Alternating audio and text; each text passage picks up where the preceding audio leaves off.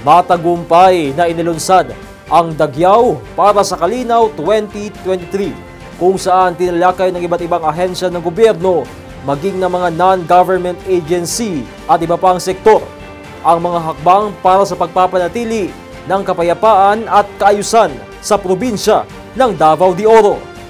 Narito ang report. We want to end that old notion that fighting insurgency is a military thing.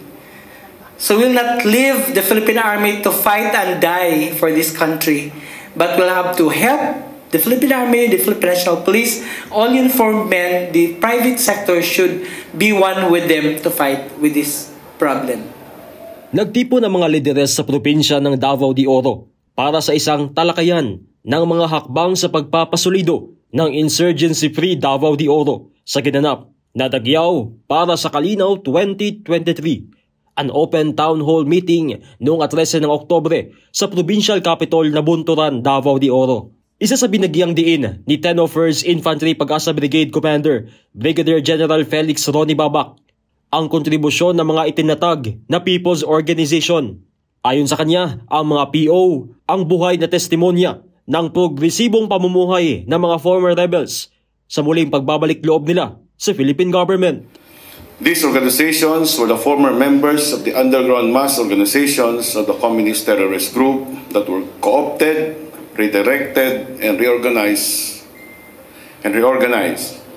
Though continuous monitoring and coaching through the CDT teams deployed in the areas, we provide guidance and support and facilitate livelihood opportunities for these individuals.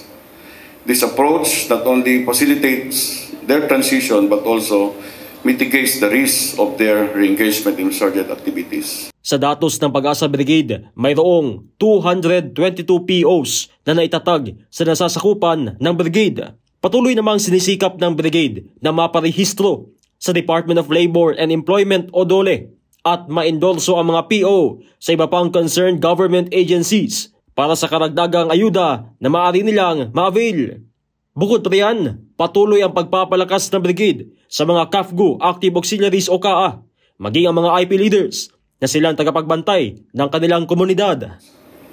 Defeating the insurgency is not a victory of your army in Davao de Oro, but a victory of the peace-loving citizens of Davao de Oro. If not for your unwavering support of our peace efforts, we could not have freed the province of insurgents.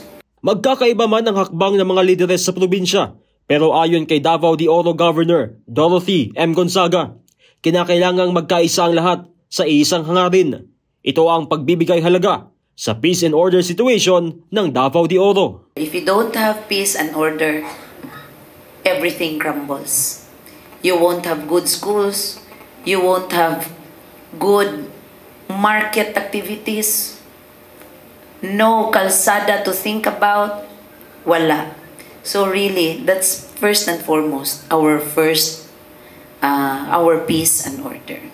Sinisiguro naman ng Department of Interior and Local Government o DILG Davao de Oro na maiimplementa lahat ng barangay development program sa bawat munisipalidad na sagot sa mga pangangailangan ng mga residente lalo na sa kabundukan.